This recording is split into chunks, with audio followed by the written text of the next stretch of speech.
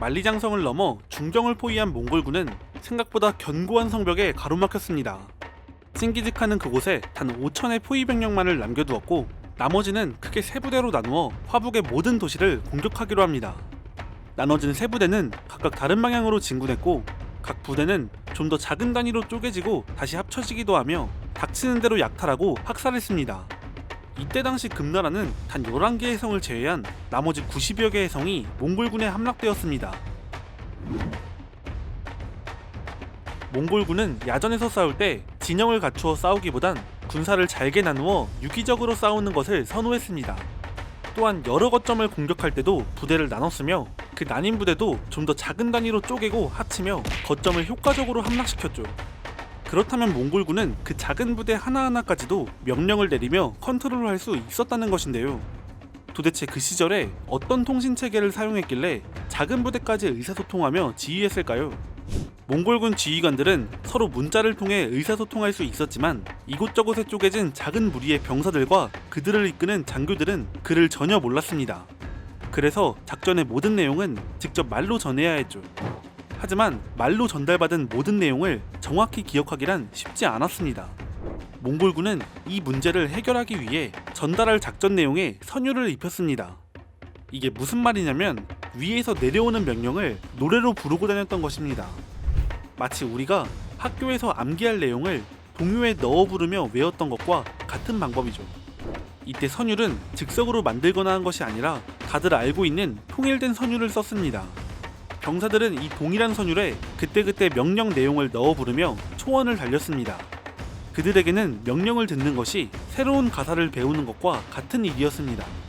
평소에도 초원에서 무리를 지어 달리며 노래를 불렀던 몽골 사람들이었기 때문에 이 방법은 상당히 효과적이었고 병사들은 명령을 이행하는데 아무런 문제가 없었습니다. 금나라 전 국토가 몽골군에 유린당하는 와중에 수도의 상황은 점점 악화되었습니다. 궁정에선 쿠데타가 일어나 무능한 위소왕이 피살되었고 조카인 와난 오도보, 금선종이 즉위했습니다.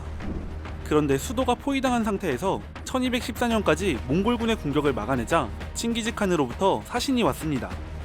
칭기즈칸은 자신들이 포위를 멈추고 회군하는 대신 대량의 세패를 요구했습니다. 이미 금나라 영토의 대부분을 초토화시켜 금나라의 힘을 빼놓은 몽골군도 중경 함락이 지체되자 강화를 요구한 것이죠. 금나라가 살아남기 위해선 선택지가 없었고 결국 막대한 세패와 죽은 위소왕의 딸 기국공주를 몽골 제국에 바쳤습니다. 또한 칭기즈칸이 전쟁의 명분으로 내세웠던 말뚝에 박혀 죽은 선대칸에 대한 복수는 금나라가 선대칸의 유물을 돌려주어 분노를 잠재우는 것으로 마무리 지었습니다. 여담으로 기국공주는 당시 결혼하지 않은 금나라 공주 중 가장 아름다웠기 때문에 몽골에 보내졌다고 하는데요. 사실 아버지인 위소왕이 폐위당했기 때문에 기국공주를 지켜줄 사람은 없었을 겁니다. 하루아침에 어머니와 함께 몽골로 팔려나가는 비참한 신세가 된 공주였지만 몽골에 간 공주는 무려 칭기즈칸의 제4황후가 되어 엄청난 권력을 누리게 됩니다. 칭기즈칸이 철수한 뒤 금나라는 1211년부터 계속된 패배로 중경의 방비가 매우 취약해졌음을 실감했습니다. 천혜의 요새라고 불린 거용관은 그 이름이 무색하게 이미 2번이나 허무하게 뚫리기도 했고요. 선종은 수도를 옮기기로 마음먹었습니다. 이때 서경과 동경은 이미 몽골군에게 함락된 적이 있었고 북경은 몽골과 너무 가까웠기 때문에 송나라의 옛 수도였고 황하 이남에 위치하고 있는 남경, 개봉으로 천도했습니다. 남경을 제외한 모든 유력 도시는 몽골군의 사정거리 안에 있었기 때문에 몽골군의 빠른 행군 속도에 대응하기 위해서라면 옳은 결정이었습니다. 선종은 중경에 태자와 수비군만을 남겨두고 개봉으로 떠났습니다. 하지만 금나라의 천도는 전략적으로 옳은 판단이었지만 정치적으로는 잘못된 판단이었습니다. 이 소식은 곧 회군한 칭기즈칸의 귀에 들어갔습니다. 금나라가 남경으로 천도했다는 소식을 들은 칭기즈칸은 매우 화가 났습니다. 그는 금나라가 화친을 한 것은 거짓이고 계속해서 전쟁을 이어나가기 위해 거점을 옮겼다고 판단했죠. 따라서 다시 금나라를 침략하기로 합니다. 칭기즈칸은 자신이 직접 금나라의 이전 수도였던 중도 대흥부를 공격하는 한편 무칼리에게 병력을 주어 요하 일대를 정벌하고 북경을 공격하게 했습니다. 이때 금나라 북부의 민심은 매우 흉흉했습니다. 계속된 전쟁과 약탈에 많은 지역이 초토화된 상황에서 황제는 사실상 남쪽으로 도망친 것과 다름없었고, 북부에 남은 사람들은 황제의 그 선택 때문에 또다시 몽골 제국을 상대해야 했으니 말이죠.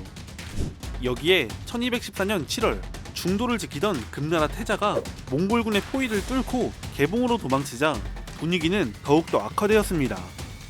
1215년 봄부터는 인근 지역의 몇몇 금나라 장수들이 자신의 관할 지역을 몽골의 통째로 넘기며 투항하기도 했습니다.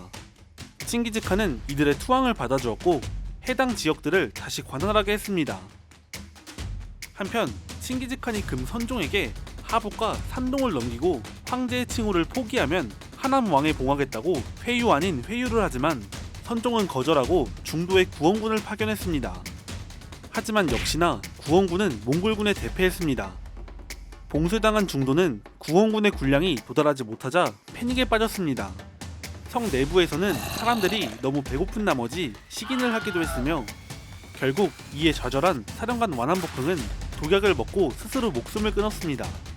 1215년 5월 몽골군이 금나라를 여러 차례 공격한 끝에 드디어 중도 대흥부를 함락했습니다. 요동과 만주로 이어지는 길이 완전히 끊기며 금나라를 세운 여진족은 더 이상 고향 땅으로 갈 수 없게 되었습니다. 무칼리는 칭기즈칸의 명령으로 요하와 그 인근 지역을 공격했습니다. 이 지역은 금나라가 몽골의 공세에 번번이 패배하고 거란족 반란 진압에도 실패하며 사실상 금나라의 지배에서 벗어난 지역이었습니다. 무칼리는 1214년 10월부터 순주를 시작으로 밀주까지 함락하는 등 요하 일대를 정리했고 그 근방의 여러 금나라 장수들은 성을 바치고 무칼리에게 항복해왔습니다.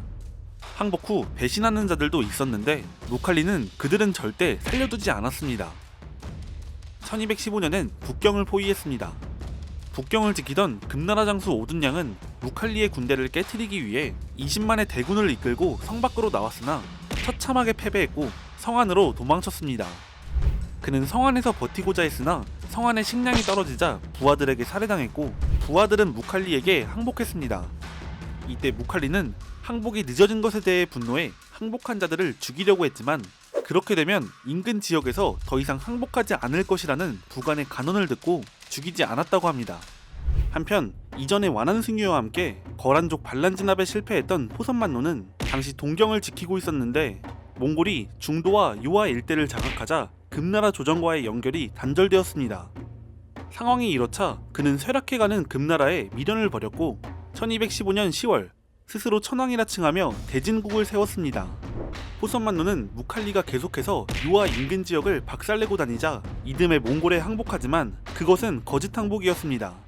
그는 항복한 지 얼마 되지 않아 자신의 세력을 이끌고 몽골을 피해 동쪽으로 도망가 나라 이름을 동하로 고쳤습니다.